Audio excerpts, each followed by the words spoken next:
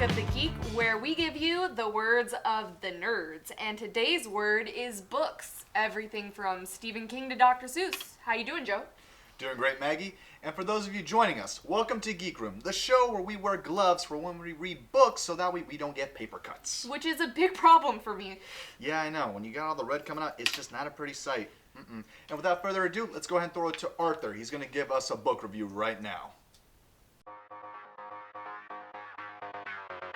Thank you very much, guys. Well, you know, it's me, Arthur. I don't know where they're gonna have my name this time. It could be on the side for all I know. But, so today I'm gonna review a book that I personally like. Well, it's a novel, it's not a book. There's 12 of them, but I'm gonna be reviewing the first one, which is gonna be Overlord. So right here, as you can see, badass, right? Badass cover art. So there's, if you look in the book, there's a lot of other characters you can look at, and there's a bunch of other like art in here. I mean, if you get a hold of it, go ahead, take a look at it. There's also anime. If you want to watch the anime, if you're not a big book fan, well, go for it. I mean, I'm not stopping you. I'm pretty sure your parents aren't stopping you. Go for it. But, so let's go ahead, let's talk about the book now. So with this book, in volume 1, you meet a character named Momonga. He also goes by Ainzao Gul, but because Ainzao Gul is basically what their clan name was at the time. So this character, you don't actually know his real name. When this book starts, he's just the gamer. He's just the dude playing online with his friends on a dying game, basically. So he's trying to be there when the game officially shuts down. You know, he no-lifed it. He's like level 200 in it. He's the strongest character that you can be, a spellcaster. And he's actually a lich, an elder lich in it. So he's sitting there. He's waiting till the game shuts down. He accidentally falls asleep at his computer. Then he wakes up and he's looking around and goes, oh, the game didn't shut down, what the heck? And he's trying to log out and he can't log out. When he starts looking at himself, he sees that he's actually this character that he tried to fall asleep at the computer. So this character he's playing as, now he's literally him. And he's trying to figure out, okay, what's going on? And he's starting to interact like with the PCs, so the computer characters that he has that are supposed to be his minions. He starts to actually interact with them like they're people. So he starts freaking out a little bit and he goes, okay, I don't know what's happening. I don't know where I am. All I know is that I'm here in the game somewhere. Who knows what I'm doing? I don't even know if there's other players out there. I think I'm just alone. So that's the whole basis of like how it starts. The novel itself or the anime is him. He's a villain, so it takes place at the villain's point of view, which is really cool. There's not a lot of animes or books, novels like that. With the novel in particular, you get more details on his planning and what he's gonna do. So, what he usually does, because he's super overpowered, so he has a bunch of these spells that he can instantly kill people with, like, no problem whatsoever. I mean, I could probably grab someone from over there and be like, hey, I'm gonna do an instant death spell, and then you see Joe on the floor like sitting there having a seizure or something like that, like foam coming out of his mouth. Got you, Joe.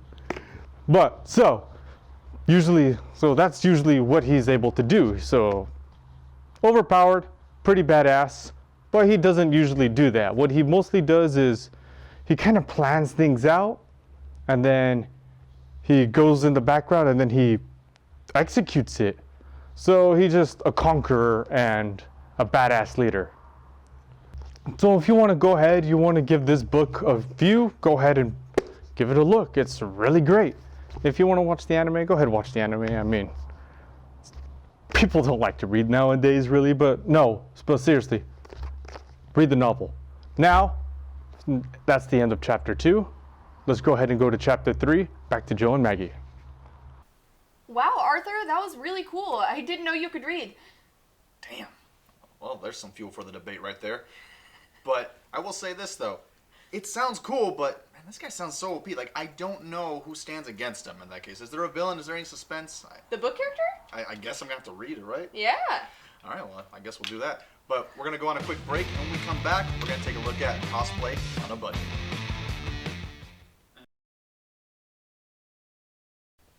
And we are back. And for those of you who are looking to, make costumes, or let's just say, you're going out to the Halloween stores and the costumes are just too damn expensive and the fabric is, very cheap, what do you do for substitution? Oh, I know this one. You make it your dang self. And today we have our friend Talia here, and she's going to show you how to do that with something really cool that a lot of people love, Harry Potter. All right, well, in that case, let's go and throw it over to her.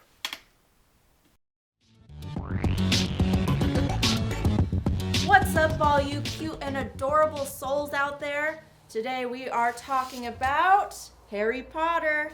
That's right, because you can never get enough of Harry Potter. I am going to be talking about how to make these cool and magical wands here. They are super easy to make and such a great cosplay on a budget. Real quickly to my outfit, I just want to say I'm not a judge and I'm not graduating. This is my Team Ravenclaw outfit. But I'm not Team Ravenclaw. It's a long story. I stole it from a classmate. I am Team Slytherin. So shout out to all my Slytherin fans out there. If you have not found out what guild you are in, please go online to Pottermore Wizarding World and go find out what guild you're in. You can be either Hufflepuff, you can be Gryffindor, you can be Slytherin, or you can be Ravenclaw. So go figure it out, let us know. Now, also, look at these wands. I'm gonna tell you which Harry Potter character belongs to which wand. So stay tuned, I'm gonna let you know. Now, first of all, when I make these with polymer clay. These are super affordable clay that you can just mold, and you can make as much as you want to make with this clay. Now, for each of these, I have a little wooden stick. You can get chopsticks from Panda Express. You really can just get any stick anywhere. And you're going to take the clay and you're gonna roll it out and put it on the stick. And then after that, you start molding it to look like the wand you want it to look like. So for this one, I put little balls of clay on the stick, and then I took a fork and I just took little like pokes at it to give it that spotted look. This one, I used only my fingers and I just molded it to have like a really like fiery kind of look. This one was hard. So I did the stick with the clay, and then I took little pieces of clay and I moved it across the table until they were really thin pieces, and then I just molded it into different designs on the wand. So it gives it a very floral look. Okay, then these two, I did the stick, and then I added extra clay to look like it's almost like a tree branch. So you can see that. And then this last one here, I did the same thing where I had the wand with the clay, and then I took another big piece of clay and I molded it to be the base of the wand. And then I just used my fingers to shape it to kind of give it like that bird beak right there. Okay, so let's see if you can guess which wand belongs to which character. So the 5 characters that I did wands for is Hermione, Voldemort, Harry Potter, Ron, and Dumbledore. Okay, so this one, Harry Potter. I hope you got that right. He's the main character. Okay, this one, Hermione. This wand, Dumbledore. Okay, last 2. Which one's Voldemort? This one. Hope you all got that right. This one, final one, is Ron. Well, thank you for playing with us today. We hope that you have a magical day, and I'm going to be throwing it back on over to my other geek friends. So, Accio, Experio, goodbye to all of you wizards. Oh. Well, damn. Thanks, Talia. You know, I guess we don't have to go to Hollywood then for all the expensive props. Just make them at home. That's so true. Well, actually, that does bring up the question. What is your Hogwarts house? My Hogwarts house is actually Gryffindor, not to be basic, but it's what it is. I'm Gryffindor as well. Right on. Oh, let's go. Okay, so next up, we're going to be going to our famous debate, and this one's going to be pretty cool, so tune in for that.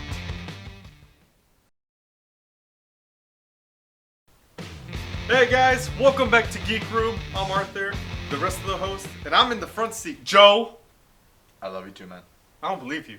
Believe me. So, we have a special guest tonight. Well, he's more like suspicious, but I guess I'll call him special for now. It's Prue, everyone. What's up, bro? Yay. Welcome. Don't worry Thank you. Thanks for the invite. Or I just crashed the party. He just crashed the party. But it's okay. So tonight's topic of our conversation, or our debate, you can call it either one, is do you guys prefer the art or the storyboard, the storyline? So who wants to go first? Who doesn't want to go first?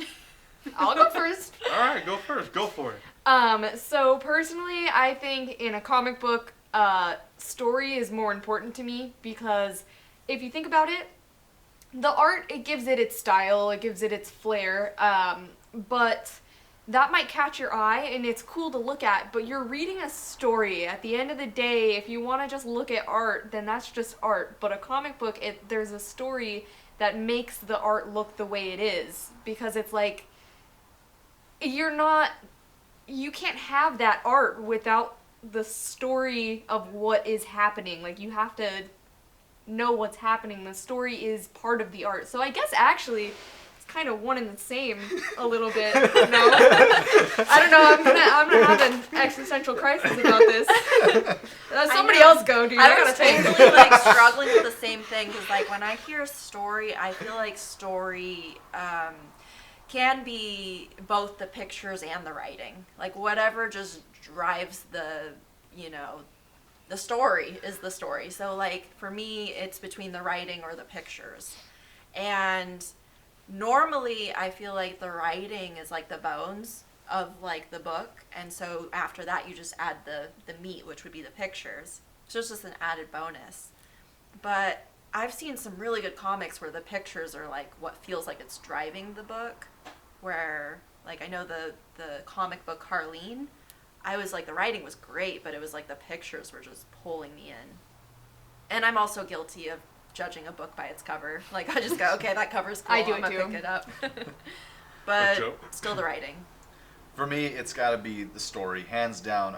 Like whenever like I used to go to Barnes and Nobles or other comic book stores, I would turn the book to see like what am I reading here? Like what is the story? Like, yeah, the cover art catches my eye, but ultimately when I read the details, that's what determines for me what is, whether I'm going to be like purchasing this or I'm going to be like, I'm going to put this down right here, maybe at some point in life. But I think back to high school when they used to have us like read all those like, all like the classic books. And I was like, the story just didn't connect with me. And like, yeah, the artwork could look cool, but I'm reading, I'm like, I'm bored. I am just bored right now. I can't deal with this. Mm-hmm. So like for me, it's got to be the story. The story is the hook, and the art comes secondary. Because then at that point, like as I look into the art, I'm like, I get accustomed to it, and I'm like, all right, I've already grown attached to the story and its characters, and this is the layout that they've placed. So let me touch up on that, which is actually really interesting because if you have a comic book, the comic book is telling the story based on the image, right?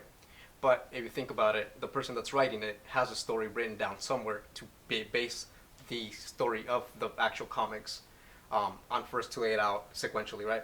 You start reading a book and you finish that book not because it only caught your attention, right? Because essentially you have imagery going on in your head. You're reading the story, but all the imagery, you're building it up. You're creating that story in your head as to what is exactly happening without actually having pictures in a 400, 500 page book, right? And it's you, the reader, who is creating the story on imagery in your head. You can have in your comic book, you as the reader, you are making the story because you have very little context on what's happening. And it's you get to decide what's the actual picture telling you. You're essentially making the story as you're going through the pictures, rather than you are reading the story and making the pictures on your head. That's so true. That's a good point, yeah. So essentially, the story, regardless if it's in a comic book or you making it up as you read, the images are always going to be there. It's just depends on how you are interpreting the story. Do you ever have that where you like read a book and so you imagine everything? You're like, okay, I got the characters in my mind. I got what the house looks like. I feel like I know what you're gonna. You know what I'm saying? And then you watch the movie and it's just this big reminder that you're wrong. They're like, no, your imagination was wrong. The character did not look like that. It's The jarring. house was way bigger. And I think that's really one of the things why the author of Harry Potter was so freaking successful. She was able to create an imagery of a story that you the reader was easily able to visualize. Right. And that's why not only did she get you to read one book, but she was able to get you to read, I don't know, like some books that made her like the first woman billionaire author. So I mean, it's really where the story's at, and what you make of the story. So it's kind of, would you say it's kind of the same thing with like Disney and Marvel, because you have all these comic books and stuff, but I feel like they beefed up the stories a little bit and then put them out there with the visuals people already wanted, so it's kind of the inverse. So I mean, in the Hollywood world, we're discussing how if you are able to like get someone hooked or agree with you that happened, and blow it up in ginormous proportions, that's what people are going to remember. You want them to try to feel the same impact that, Right. like, however you felt that event. Right. So even if like when you were writing it, it kind of like just like, oh, okay, that kind of makes sense, but then if you blow it up, it just creates a different type of image on like the reader, and so it kind of like that becomes a new normal. Yeah, so I view it like this. Apparently, because I don't know how to read. You're learning. Baby steps. Yes, steps. thank you. Well, I view it as it's always the art. So I see the art, and that always draws me in. Like sometimes comic books don't even have like any dialogue whatsoever in them. It's just all art, and it's amazing because they Are have those the ones your facial favorites? expression. Yeah, because I don't have to read anything. That's why. But because they draw the facial expressions, and the whole story can be told just by facial expressions and different stuff like that. But when it comes to novels, obviously, you can't be throwing in like pictures in a novel. Unfortunately, that would help me a lot more, but Seuss did it. he doesn't write novels though. Who's that quote from Disney? Like, how can you read a book without any pictures in it? Boom. Who says And- that? You know what I'm talking about? No, I know. I don't know, but I know I know that's from something. That's I just don't Disney. know what. How can you read a book without any pictures in it? Well, I just Oh, You know- Beauty and the Beast. Yes! Gaston said that. Yes. Okay, that was an awesome Disney moment. Yep. So, it's always the art that is very, very. I'd say the art's the very most important. The visuals, the art, not being able to see it necessarily, but even you imagining it. Sometimes, most of the time, these authors go and they draw out what they're going to do before they actually write it down, because they get the visuals on how to actually explain it. So you might perceive it differently, but that's usually how it goes. So I'd like to add to that. I will say that there was a graphic novel that I read called Severed. And that one was about this kid who goes looking for his father. It takes place like in the 1920s or 30s. And he goes searching for him.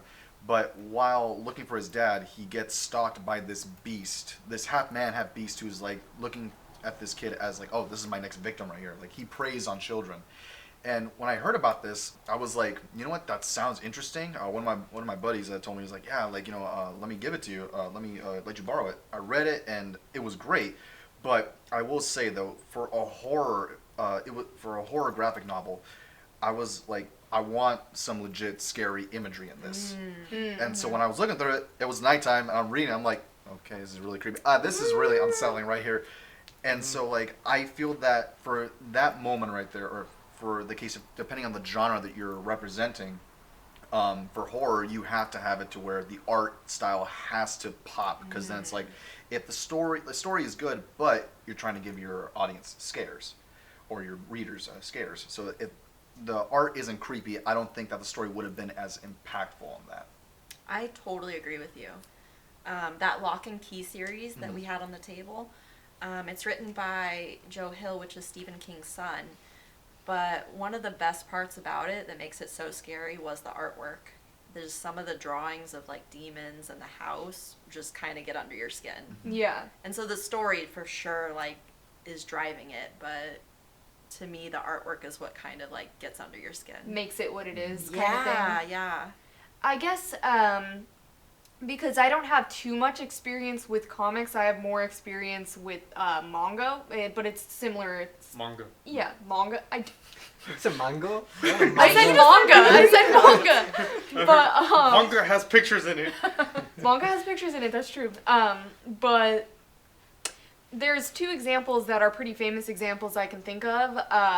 One of which is JoJo's Bizarre Adventure. How did I guess you were gonna say that? Because it's like the big. If you're thinking of an example where the artwork is like the most important thing, that's like the go-to kind of like more people will probably recognize that. So Hunter, it's like. Hunter. Wait, what is Hunter it? x Hunter too, but that's the story. Like all the dudes are drawn like hugely buff, and everything is like rainbow colored and Over exaggerated. yeah, it has a distinctive style. All the lines are really harsh. The color palette like changes for every time period you're in. It's like a lot. The outfits are crazy. But that's an example of something where the art is more important. And then the other famous example, can you guess what I'm going to use to counter that? I could probably guess what you're going to use to counter that, but how about you say it really quickly? Okay, I'll say it really fast. So Attack on Titan is the opposite because people are more drawn in for the story than the artwork itself. So it can be both. It depends on the author. Okay, I'm going to cut you off right there. Yeah. So we're going to find out which side won when we come back. Joe, I'm still in the... All right. Alright guys, welcome back to the Geek Room. Let's go with our suspicious guest for tonight. So which side are you going to take? Story.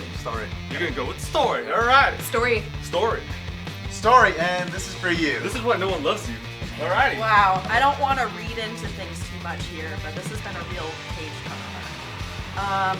I'm gonna have to book it with story. Story. Alright, so I'm going to go with the art, so that's going to make the art win. That's 3 for story and 1 for art. Joe, you do not count. So that's it for tonight for the Geek Room. Tune in for next week when we come back. When he learns how to read. Everybody's Okay, I'll just say it, but if it's too bad, like, you could cut it out. I don't mean it, I don't. That's going to be it for tonight, so tune in next week.